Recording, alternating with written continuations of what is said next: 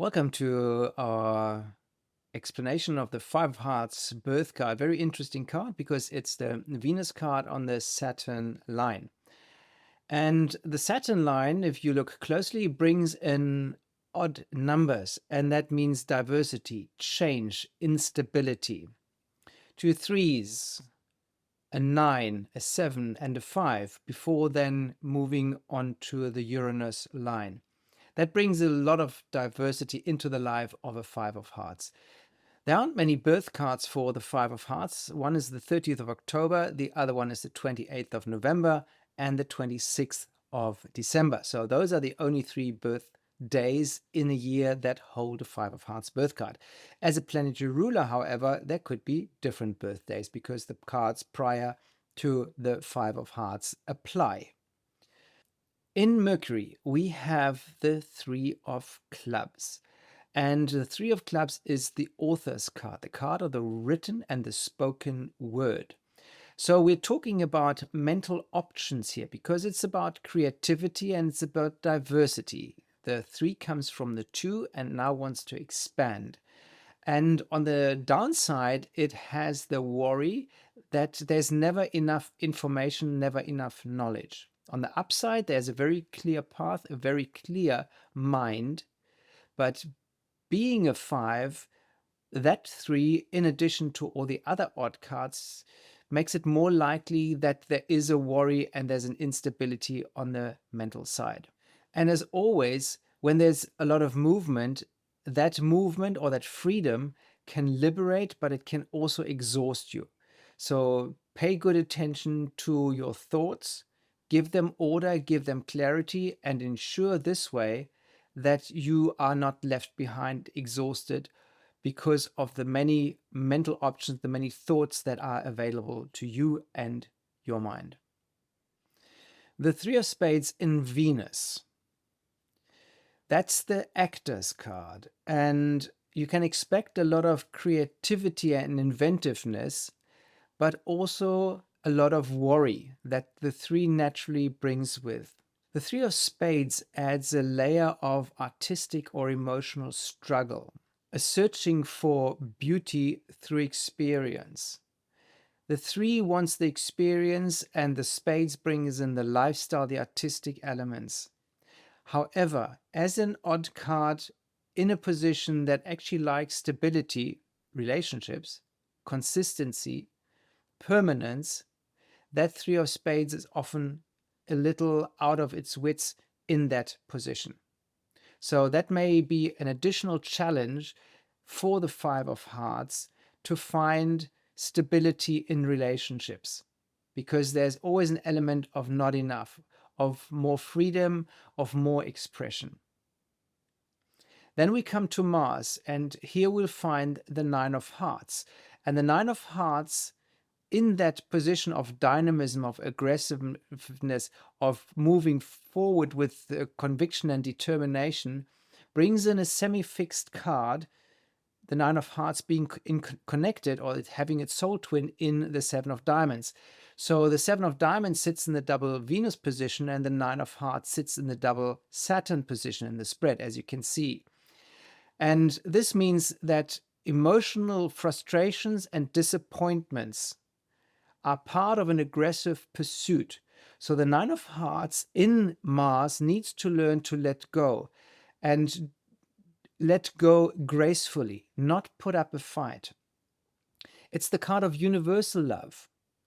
So here, the endings come if one exits gracefully, if one has understood that certain things and certain people have served their purpose and they can just be let go. And that is a great advancement for the Five of Hearts, because otherwise it's a constant struggle sticking to energies and people that are not really serving one's own advancement in life. In Jupiter, we'll find the Seven of Clubs. That's the card of spiritual knowledge, that inward movement. Once again, for the Five of Hearts, it's not about butterflies and emotions and being all over the place, but the benefit and the expansion comes through an inward movement and finding more knowledge about oneself and about life in general. And that inward movement and that inner discovery then leads to a certain stability in the rather unstable life of the Five of Hearts. Then we've got a Five of Diamonds in Saturn. So there's a double five influence here. You're here not to just handle money or values, you're here to evolve them, because fives are seekers, fives are searchers. And here we are seeking and searching for values, but Saturn likes even numbers. 5 is an odd number. And that placement in Saturn as an additional struggle to the unconscious Five of Hearts, because Saturn teaches you to handle values with responsibility in an order and a structured way. However, the Five of Diamonds is the wrong card for that, because they act rather haphazardly in terms of money. Money isn't that important for them. They are searching for values, but Saturn here reminds them to bring order and structure and rhythm into values, because 5, not only seeking, not only being sort of the one at the center and going out to 4 corners of the world, but also the 5 being the symbol of the sine wave with 3 dots on the line and 1 up and 1 down. And the sine wave, when repeated, adds rhythm, and rhythm adds balance, and that adds continuity and consistency to the area of values. So that's when Saturn gets satisfied with the energy of the Five of Diamonds. In Uranus, we are moving to the Uranus line, and there we find this Queen of Spades, and that's the card of self-mastery. So here we're talking about high-level personal and self-development through disruption. Personal development, self-development, Queen of Spades, disruption, Uranus. In that position, it may feel like you're being called to your power in very unusual, unorthodox, and disruptive ways. Uranus loves to disrupt, and here you are being challenged. You're being challenged to develop and maintain your self-mastery, even though the outer circumstances are anything but stable and conducive to mastery. Disruptions, changes, sudden changes. Here you have to stand like a tree in a storm, firmly rooted in your own convictions, because the Queen of Spades is the second highest and the second last card in the entire deck. So let those Uranus shockwaves shake loose what no longer serves you, and you stand firm and you become the architect of your own destiny. In Neptune, the planet of dreams and illusions, we'll find the Jack of Clubs, and that's the Genius card. Genius in terms of spiritual energies, healing, expansion, illusions, fantasies. That's Neptune energy. And here we've got a very creative, very inventive card. And that is very much to the benefit of the Five of Hearts, because they find it easier to delve into that spiritual realm, into the ethereal realm, into the watery and also emotional realm, and create new ideas and mental constructs there. So tapping into it and extracting from it something that is of value, something that can be changed and improved. And Five of Hearts may find themselves in consulting or coaching or counseling positions, having that mental creativity in that area of spirituality, healing. And that helps them convey that message to whomever, because they have a special connection here. So here you can ask weird questions.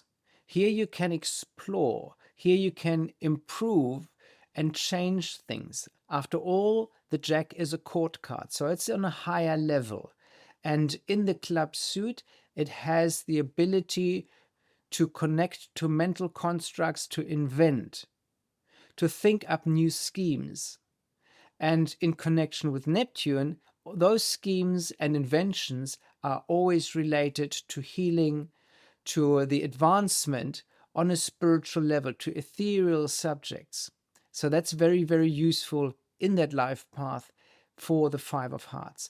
And once again, Uranus and Neptune representing the later years of our life. The two court cards, the Queen of Spades and the Jack of Clubs, add a layer of sovereignty and a higher level of development to the aging Five of Hearts.